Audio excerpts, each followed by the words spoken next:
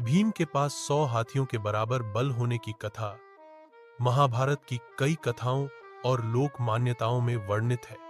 यह कथा साहस, आशीर्वाद और जन्म से जुड़ी दिव्यता को दर्शाती है।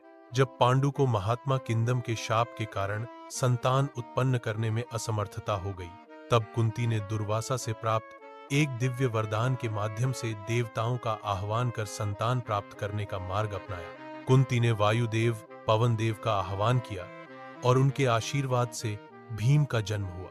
वायुदेव ने कहा, हे कुंती, मैं तुम्हारे गर्भ से उत्पन्न पुत्र को अपनी संपूर्ण शक्ति दूंगा।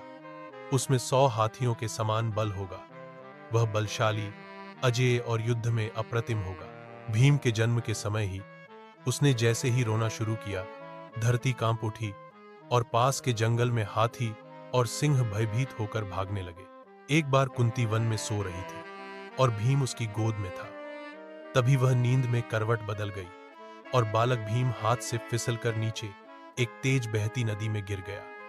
लेकिन आश्चर्य की बात यह थी कि भीम को कुछ नहीं हुआ। वह चट्टानों पर गिरा, फिर भी उसकी हड्डी तक नहीं टूटी, उल्टा चट्टानें टूट गई। यह देख सभी महात्मा समझ गए कि यह कोई साधारण बालक नहीं, देवपुत्र है। कौरवों को जब ज्ञात हुआ कि भीम में 100 हाथियों का बल है, तब से दुर्योधन को उससे भय और ईर्ष्या होने लगी। इसी कारण उसने भीम को मारने के कई षड्यंत्र रचे, जैसे विष देकर मारना, मगर असफल रहा क्योंकि भीम का शरीर वज्र के समान कठोर और शक्तिशाली था। निष्कर्ष, भीम की शक्ति कोई साधारण बात नहीं थी, यह वायुदेव के आशीर्वाद का फल था।